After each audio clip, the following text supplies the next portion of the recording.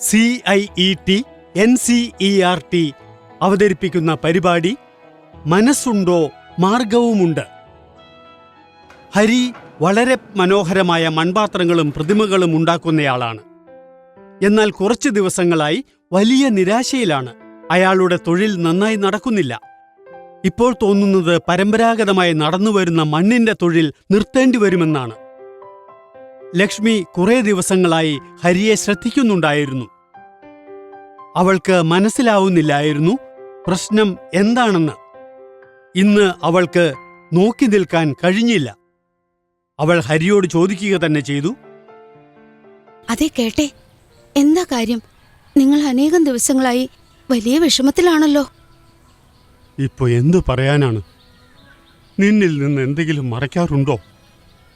കുറച്ചു ദിവസം മുമ്പ് വീട്ടിലേക്ക് മടങ്ങുമ്പോൾ വട്ടിപ്പണക്കാരൻ പിടികൂടി. എന്നിട്ട് പറഞ്ഞു, ഈ മാസം പണം തിരികെ നൽകിയില്ലെങ്കിൽ ഉപകരണങ്ങൾ ഉൾപ്പെടെ സകല സാധനങ്ങളും എടുത്തോണ്ട് പോകുമെന്ന്. കാലങ്ങളായി തുടരുന്ന ആചാരം ഇനി തകർന്നു പോകുമെന്ന് തോന്നുന്നു. പിന്നെ ഗുഡിയയ്ക്കും പണം അയച്ചു കൊടുക്കണം.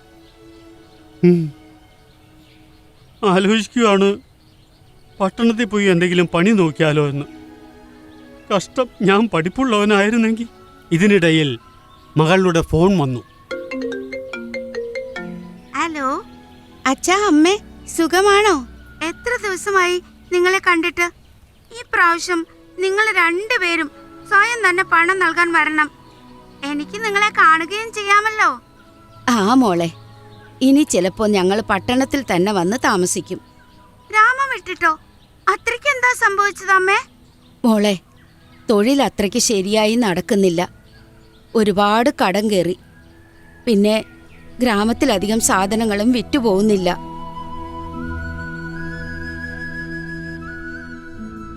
ഗുഡിയയ്ക്ക് അറിയാമായിരുന്നു അച്ഛന് തന്റെ തൊഴിലിനോട് എത്ര സ്നേഹമുണ്ടെന്ന്. അവൾ തന്റെ ചില സുഹൃത്തുക്കളോട് തന്റെ പ്രശ്നങ്ങൾ പറഞ്ഞു.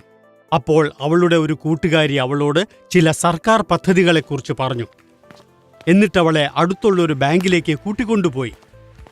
അവിടെ അവർ രണ്ടുപേരും വായ്പ നൽകുന്ന ഉദ്യോഗസ്ഥനുമായി സംസാരിച്ചു. ഗുഡിയയുടെ സുഹൃത്ത് ഉദ്യോഗസ്ഥനോട് അവരുടെ കുടുംബ തൊഴിലിനെക്കുറിച്ച് പറഞ്ഞു. അതെ സാറേ, എന്തെങ്കിലും സഹായം ലഭിക്കുന്നതിന് പറ്റിയ വല്ല സർക്കാർ പദ്ധതിയും ഉണ്ടോ? ഉണ്ട്. നിങ്ങൾക്ക് സർക്കാരിന്റെ വായ്പാ പദ്ധതിയിൽ നിന്ന് ഗുണം ലഭിച്ചേക്കാം.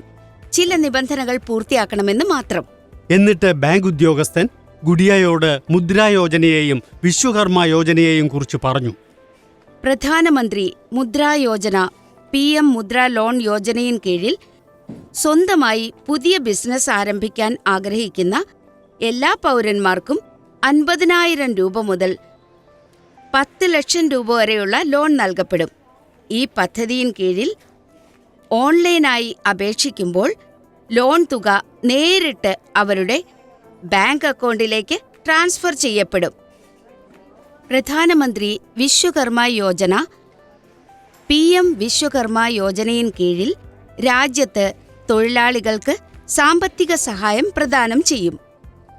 തൊഴിലാളികൾക്ക് 15,000 രൂപ വരെ പ്രോത്സാഹന തുകയും 2 ഘട്ടങ്ങളിലായി മൊത്തം 3 ലക്ഷം രൂപ വരെ ലോണും നൽകപ്പെടും.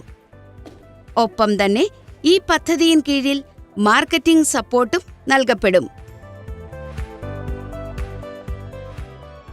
അദ്ദേഹം ഇതുകൂടി പറഞ്ഞു, മുദ്രാ യോജനയ്ക്ക് ബാങ്ക് വഴി അപേക്ഷിക്കാമെന്ന്. എന്നാൽ വിശ്വകർമ്മ യോജനയ്ക്ക് ഓൺലൈനായി തന്നെ അപേക്ഷിക്കണം. ഗുഡിയ മുദ്രാ യോജനയ്ക്കുള്ള അപേക്ഷ സമർപ്പിക്കുന്നു. ഒപ്പം തന്നെ ബന്ധപ്പെട്ട രേഖകളും. 15 ദിവസത്തിനകം ഗുഡിയയ്ക്ക് മുദ്രാ ലോൺ ലഭിക്കുന്നു.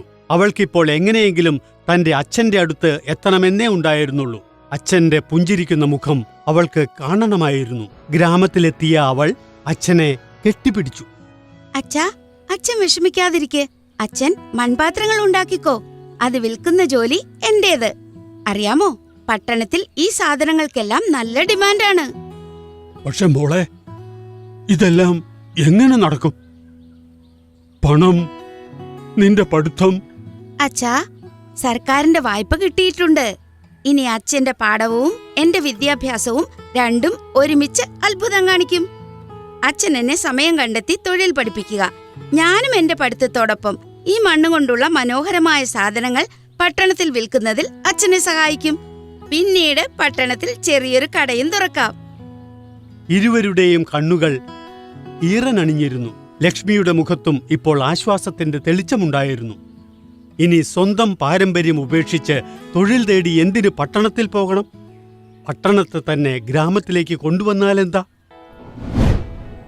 ഇതുവരെ നിങ്ങൾ കേട്ടുകൊണ്ടിരുന്നത് NCERT അവതരിപ്പിച്ച പരിപാടി മനസ്സുണ്ടോ മാർഗവുമുണ്ട്.